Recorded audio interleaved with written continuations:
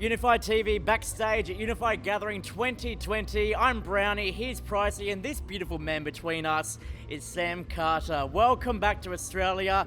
Your headline Unify Gathering. Yeah. It almost didn't happen. It was a bit of a situation with Mother Nature turning it all on, but we got there in the end. It was a cathartic release. Well done. Thank you very much. Yeah, Australia's having a time of it with the climate at the moment. It's Oh, it not was wrong. really interesting. Yeah, just for a bit before it, we were told to be careful of the fire and whether Yeah. the fire would affect the show, and then you get was here and almost then flood. it's the rain and floods. Yeah, it was really strange. So, but yeah, went ahead and credit to everyone that worked on the stage to make it happen. Yeah. Yeah. Absolutely. There was a moment there where we weren't sure if any music was going to go ahead Yeah. yesterday. So there was to deliver your show last night is Yeah. nothing short of a miracle. So Yeah, the crew and were for you to amazing. turn it on. Yeah, the crew were amazing, and we were just hanging out and just kind of getting texts like, "Are we playing?"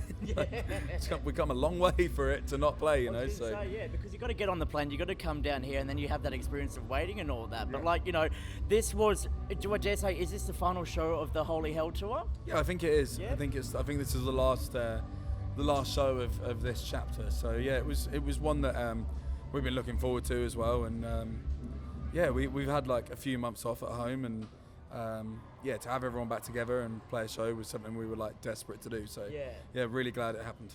And it's such a fantastic way to wrap it all up. Back in Australia again, playing Unify, and just a testament to everyone who's watching, who was in the crowd last night. One of the most beautiful moments was obviously giving the big speech at the end.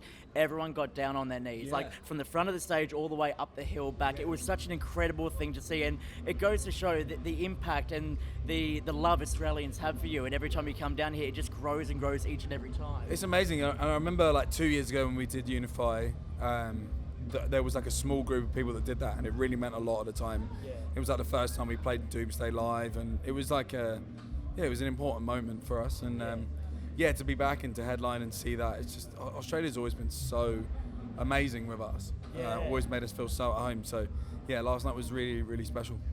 And speaking of that, and of Australians loving your music and specifically your song Doomsday as well. Yeah. So on the other side of things, I run a radio station called The Faction. Amazing. And in the first year that we operated, we ran a hardest 100 songs of all time. Yeah. And I'm not sure if you know this, but Doomsday took out the #1 spot Oh wow, that's sick. over Metallica's Master of Puppets. Wow. So Cool. Yeah.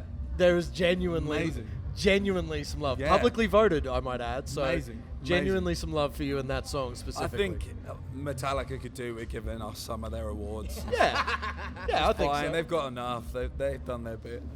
No, I want to know, you guys are at this point of your career now where you're selling out shows all around the globe and everything like that. You're getting the comparisons to Metallica and things like that. Do you feel and still have this weight on your shoulders of you still trying to, come to terms with the fact that you're not where you want to get to, or are you happy and comfortable with where you are songwriting, performing, and where the band is now?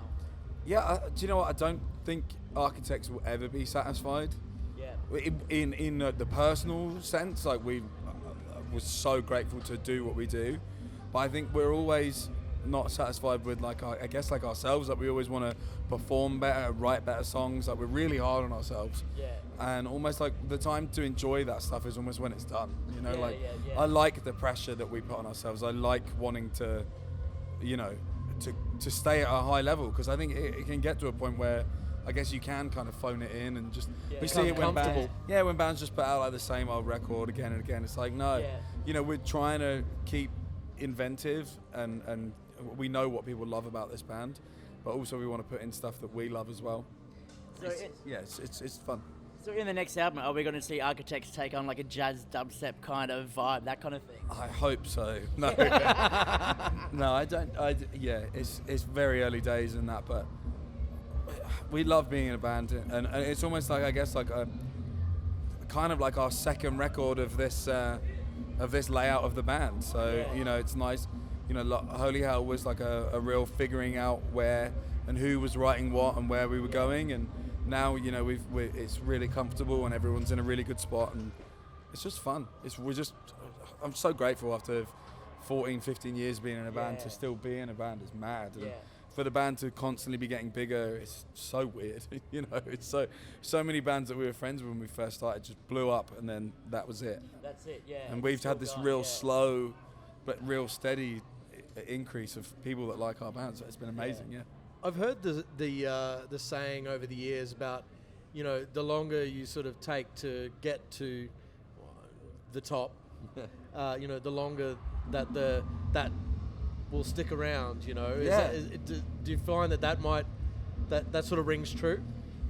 Well, you know, we were always inspired by bands like, you know, like Biffy Clyro, where it took them like a bunch of records for people to even recognize that band. So we were always kind of like, okay, we'll keep going, and we'll eventually get like our record that sticks out. And yeah, it's great. I just can't believe it. It's so weird, you know, to be like this band with like nearly 9 records. Like, that's it. Yeah.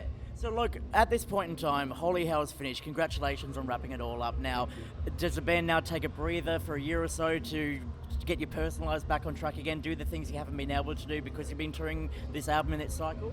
Yeah, I think we never like kind of set aside time to write music because we're always writing. So it's not like we never do like okay, right, we're going to write here. It's like we're always creating and always doing stuff. You know, we had songs written for the next record before Holy Hell came out. You know, we were writing all the time. But yeah, you know, there's 2 dads in the band now. You know, I've just got engaged, got 2 dogs. Congratulations! Well done, so we can do like a little bit of time yeah. at home and figure stuff out, and that's I guess the luxury of being around and being a band for so long. You have time to be able to be like, I'm just going to pump the brakes for a bit and just figure stuff out, and you know, we don't have to rush stuff out and keep people interested.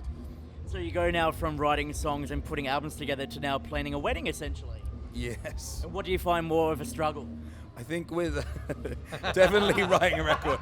Definitely writing a record, because for me, I'm just like to my fiance, I'm just like, this is you. You do know, whatever you it do is, you. yeah. I'll just rock up, you got a ring here, there we go. Let's go. Yeah. But what about the guest list? Yeah, that will be that will be tricky, and then maybe getting the bands together and I want to try and get like a super group of people together. Yeah, that's the next question. Would you like hire all your bandmates to go, hey, can you play at the wedding? Dave Grohl, do you want to play drums? That kind of thing? Yeah. I would love to do something really fun like that. A lot of our friends in Brighton are in like function bands and stuff and they do weddings and stuff. So it made me think like it'd be super cool to get like people from bands that we're really good friends with and be like, right, here's the songs that I would like you to play.